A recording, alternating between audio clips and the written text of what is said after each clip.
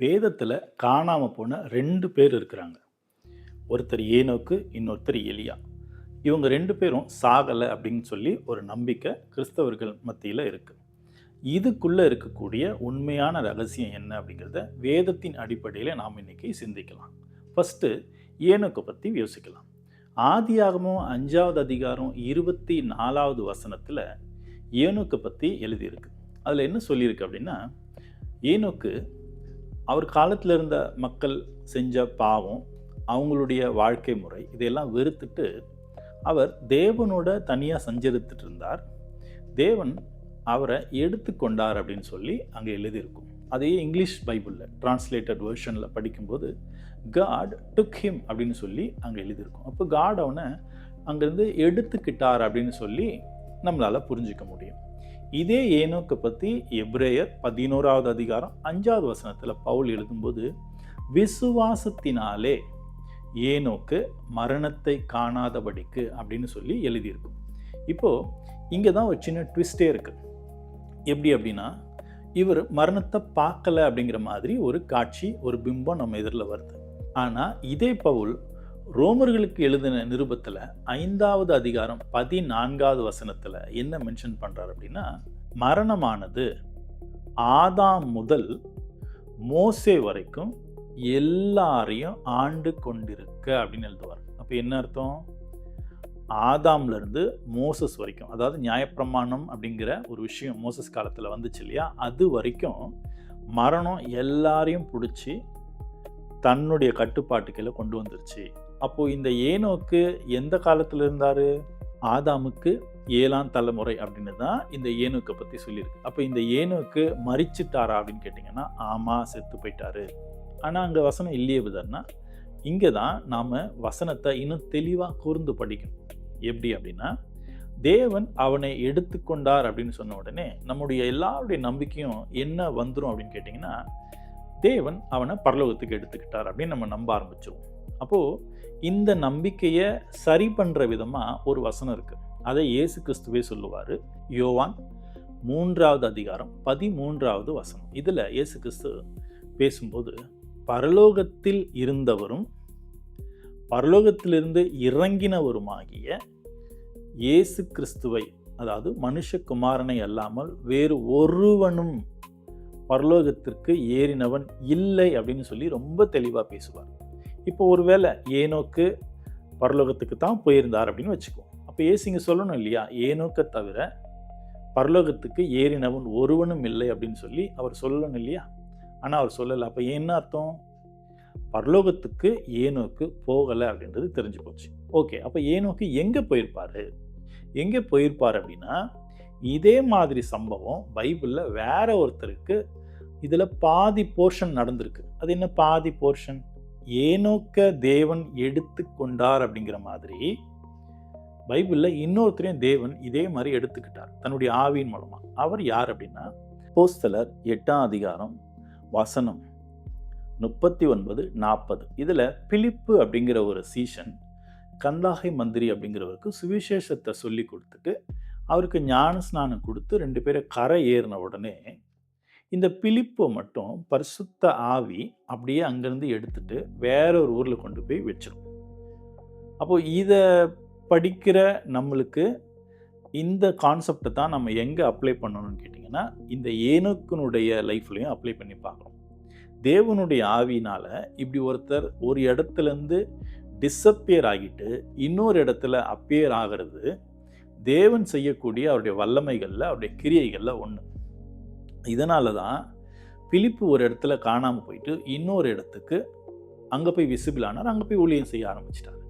இதே கான்செப்டில் தான் ஏனோக்கு அவர் வாழ்ந்த ஊரில் அந்த மக்களுடைய அசுத்தமான வாழ்க்கை பிடிக்காததுனால அவர் அந்த மக்களையும் அந்த வாழ்க்கையும் வெறுத்துட்டு தேவனோட சஞ்சரிச்சுட்டு இருந்தார்.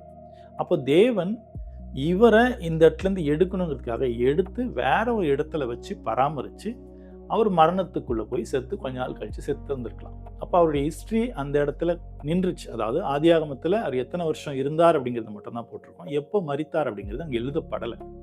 ஓகே, இதுக்கு இன்னொரு ப்ரூஃபையும் நம்ம சொல்லலாம். பொதுவாக எல்லாம் என்ன சொல்லுவாங்கன்னா, அவர் பரலோகத்துக்கு போகலை, ஆனால் பரதீசுக்கு போயிருப்பாரு அப்படின்னு. ஏன்னா நம்ம கிறிஸ்தவர்கள் என்ன சொல்லுவாங்கன்னா, அடுத்த ஆப்ஷனே அவங்களுக்கு தெரிஞ்சது பரதீசு தான்.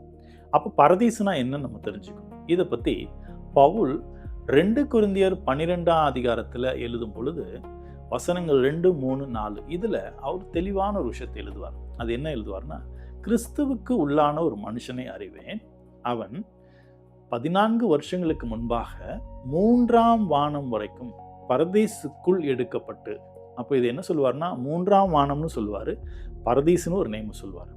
இந்த இடத்துக்கு எடுத்துக்கொள்ளப்பட்டு மனுஷர் வாக்குக்கு எட்டாததும் மனுஷரால் பேச முடியாததுமான அற்புதமான விஷயங்களை நான் கேட்டேன் அப்படின்னு சொல்லுவார்.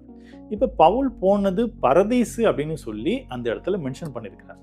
இப்போ கிறிஸ்தவர்களுடைய நம்பிக்கையாகிய ஏனோக்கு பரதீசுக்குள் போயிருக்கலாம் அப்படின்னு ஒரு நம்பிக்கை இருந்துச்சு, அது உண்மை அப்படின்னா கட்டாயமாக பவுல் சொல்லியிருப்பாரு, அந்த இடத்துல நான் ஏனோக்க பார்த்தேன் அப்படின்னு.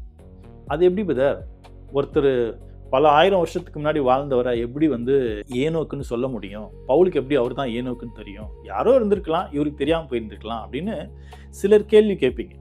இந்த கேள்விக்கு ஒரு ட்விஸ்ட் வைக்கிற மாதிரி ஒரு பதில் இருக்கு. அது என்ன அப்படின்னு கேட்டிங்கன்னா, மத்தேயு 18ஆவது அதிகாரத்தில் இயேசு மறுரூப மலையில் மறுரூபம் அடையும் போது எலியாவும் மோசையும் அவர் கூட பேசுகிற மாதிரி ஒரு தரிசனம் அதை சுற்றி இருந்தவங்களாம் பார்த்தாங்க. யார் யார்? பேதுரு, யோவான், யாக்கோபு. இவங்க 3 பேரும் அதை பார்க்கும்போது அப்போது இவங்களுக்கு என்ன தோணியிருக்கும்? இவங்க யாரோ அப்படின்னு தான் நினச்சிருந்துருக்கணும். ஆனால் அவங்க தெளிவாக சொல்லுவாங்க, நாங்கள் மோசையை பார்த்தோம், எலியாவை பார்த்தோம். எப்படி தெரிஞ்சுது? மோசையோட ஃபோட்டோ அவங்களுக்கு கிடையாது, எலியாவோட ஃபோட்டோ அவங்களுக்கு கிடையாது. பட் எப்படி தெரிஞ்சுது? அதுதான் நாலேஜ், தேவனுடைய ஆவிக்குள்ளே இருக்கக்கூடிய நாலேஜ். இப்போ பவுல் இந்த 3ஆம் வானத்தில் பரதீசுக்குள்ள ஏனோக்க பார்த்திருந்தால் அவர் கண்டிப்பாக இங்கே எழுதியிருப்பார், நான் ஏனோக்கு அங்கே பார்த்தேன். அப்போது ஏனோக்கு பரதீசுக்கும் போகலை, பரலோகத்துக்கும் போகலை, இதே பூமியில் ஏதோ ஒரு இடத்துல அவர் வைக்கப்பட்டு, தேவனால் வைக்கப்பட்டு பராமரிக்கப்பட்டு இறந்து போயிருப்பார். இல்லை பிரதர், இது எப்படி சாத்தியம் அப்படின்னீங்கன்னா, இதுக்கு சிறந்த ஒரு உதாரணம் தான் எலியா அப்படிங்கிறவர். எலியாவுக்கு என்ன ஆகும்?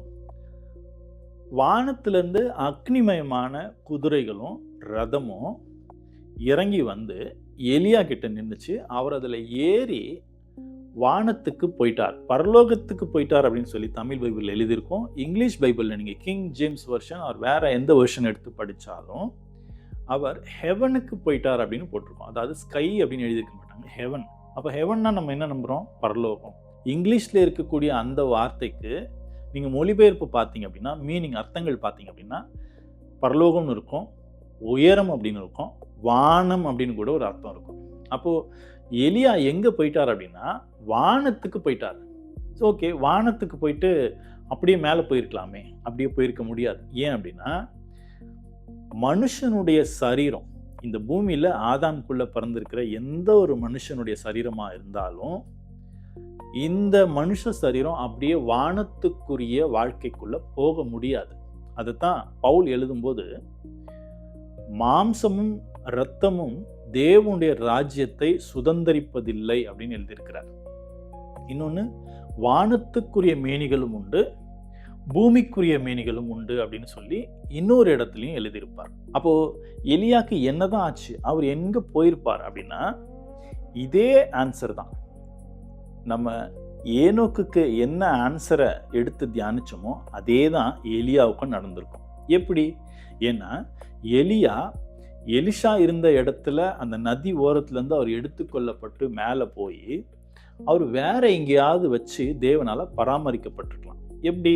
2 ராஜாக்களின் புஸ்தகம் 2ஆவது அதிகாரம் 16ஆவது வசனம் 17ஆவது வசனம் இதில் வாசிக்கும்போது கிட்டத்தட்ட ஒரு 40-50 சீஷர்கள் எலிசா கிட்ட, நாங்கள் போய் எலியாவை தேடுறோம். என்ன தேடுறோம்? இவர் வேணாம் அதெல்லாம் ஒன்றும் வேண்டாம், விட்டுருங்க அப்படின்னு சொல்லுவார். ஆனால் அவங்க என்ன சொல்லுவாங்கன்னா, விட மாட்டாங்க. இல்லை, நாங்கள் போய் தேடி அவரை கண்டுபிடிப்போம், தேவன் அவரை கொண்டு போய் எங்கேயாவது மலையிலையோ பர்வதத்திலையோ குகையிலையோ வச்சிருப்பாரு அப்படின்னு தான் அவங்க நம்புவாங்க. அப்போ இஸ்ரேல் மக்களுக்கு ரொம்ப கிளியராக தெரியுது, தேவன் ஒருத்தரை எடுத்தா அவர் இந்த மக்களுடைய பார்வையிலேருந்து அவரை மறைச்சு வச்சு அவங்கள பராமரிப்பார் அப்படிங்கிற நல்ல ஒரு தெளிவான அறிவு அவங்களுக்கு இருக்கிறதுனால தான் அவங்க இப்படி கேட்குறாங்க. இன்னும் சொல்ல போனால் எலியா எடுத்துக்கொள்ளப்படும் போதே அதுக்கு முன்னாடியே இந்த சீஷர்களுக்கெல்லாம் தெரியும், இன்னைக்கு உம்முடைய ஆண்டவனை தேவன் எடுத்துக்கொள்ள போறாராமே அப்படின்னு 3 இடத்துலையுமே சமாரியா, எரிகோ இப்படி எங்கெங்கேயும் போவாங்க. அவங்க அந்த இடத்துல இருக்கிற சீஷர்கள்லாம் கேட்பாங்க, இவர் எல்லாருக்கும் எனக்கு தெரியும், நீங்கள் விட்டுருங்க, அமைதியாக இருங்க அப்படின்னு தான் சொல்லுவார். கடைசியாக இவர் மீட் பண்ணுற இந்த சீஷர்கள் தான் நாங்கள் போய் தேடுறோம்னு சொல்லிட்டு போய் தேட போயிடுவாங்க. போய் தேடி அலைஞ்சு பார்த்துட்டு அவங்களால கண்டுபிடிக்க முடியலன்னு கொஞ்ச நாள் கழித்து வந்து எலிசா கிட்ட சொல்லுவாங்க, எங்களால் அவர் கண்டுபிடிக்க முடியல அப்படின்னு. அப்போது ஒருத்தரை தேவன் எடுத்துக்கிறார் அப்படின்னா எல்லாருடைய கண்கள்லையும் படுற மாதிரியான இடத்துலலாம் வச்சு அவங்கள பராமரிக்க மாட்டார். யாருடைய கண்களுக்கும் தெரியாத மாதிரி இடத்துல கொண்டு போய் வச்சு தான் அவங்கள தேவன் என்ன பண்ணுவார்னா பராமரிப்பார். அப்போ இந்த 2 பேருடைய வாழ்க்கையும் கரெக்டாக மேட்ச் பண்ணி நம்ம எங்கே புரிஞ்சுக்கணும் அப்படின்னா, இந்த யோவானில் 3வது அதிகாரத்தில் 13வது வசனத்தில் இயேசு சொன்னது தான் நமக்கு சரியான விடை. என்ன அப்படின்னா, பரலோகத்தில் இருந்தவரும் பரலோகத்திலிருந்து இறங்கினவருமாகிய மனுஷகுமாரனே அல்லாமல் பரலோகத்துக்கு ஏறினவன் ஒருவனும் இல்லை. அப்போது இந்த 2 பேரும் பரலோகத்துக்கு போகலை. ஆதாமுக்குள்ள எல்லாருக்கும் மரணம் நியமிக்கப்பட்டிருக்கிறது போல இவங்களும் பூமியில் ஏதோ ஒரு இடத்துல கொஞ்ச நாள் வாழ்ந்துட்டு மரிச்சிருக்கலாம். ஆகவே வேதம் நமக்கு தெளிவாக சொல்லுது. நாம் அதை எப்படி புரிஞ்சுக்கணும் அப்படின்னா, ஒரு வசனம் சொல்லக்கூடிய அர்த்தத்தை அங்கேயே எடுத்து அங்கேயே முடிச்சிடாம தேவனுடைய திட்டங்களுக்குள்ள பைபிளுடைய ஃபண்டமெண்டலை எடுத்து ஒன்னொன்னே கனெக்ட் பண்ணி பார்த்தோம் அப்படின்னா நமக்கு நிறைய ரகசியங்கள், பிரமிப்பூட்டக்கூடிய ரகசியங்கள்லாம் இந்த வேதத்துக்குள்ள நம்மளால படிக்க முடியும்.